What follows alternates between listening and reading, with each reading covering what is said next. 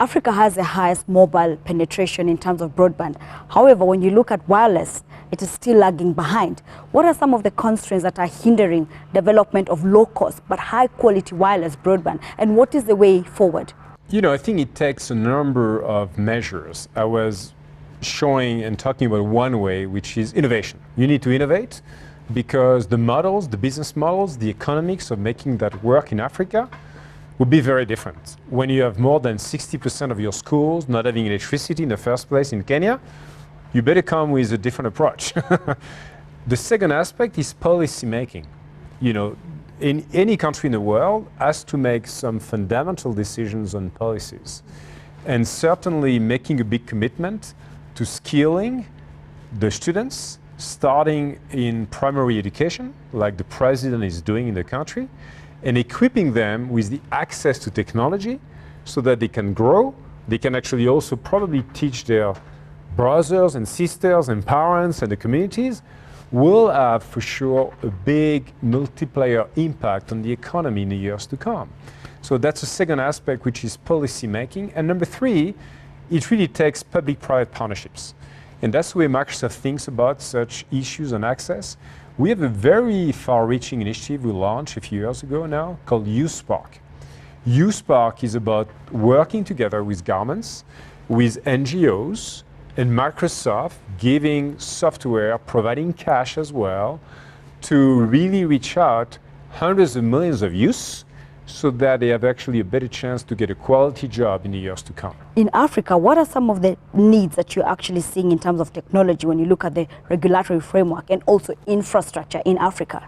Clearly, I would say access and providing the right set of incentives so that the business community and the public community, I mean the government, can participate to innovate, which sometimes mean, well, maybe policies need to evolve. You know, the TV rights space is certainly something new for many regulatory bodies in many parts of the world. We've tested it in the US, we've tested it in Latin America, in the UK, in Cambridge, works super well. We want to make sure it works in the context again of Africa.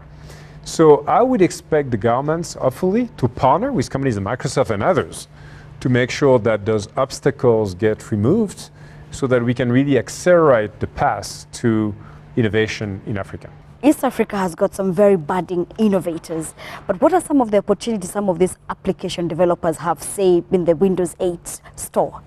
iHub is a great example. Microsoft is partnering with that environment where students, entrepreneurs can find training, they can find access to technology, how to design a beautiful user interface on Windows 8, to use the Microsoft Cloud, to become one of the few happy startups that we select in our program called Bespark. Bespark is a global initiative where we are helping out the most promising companies to emerge and to grow and become a successful business globally.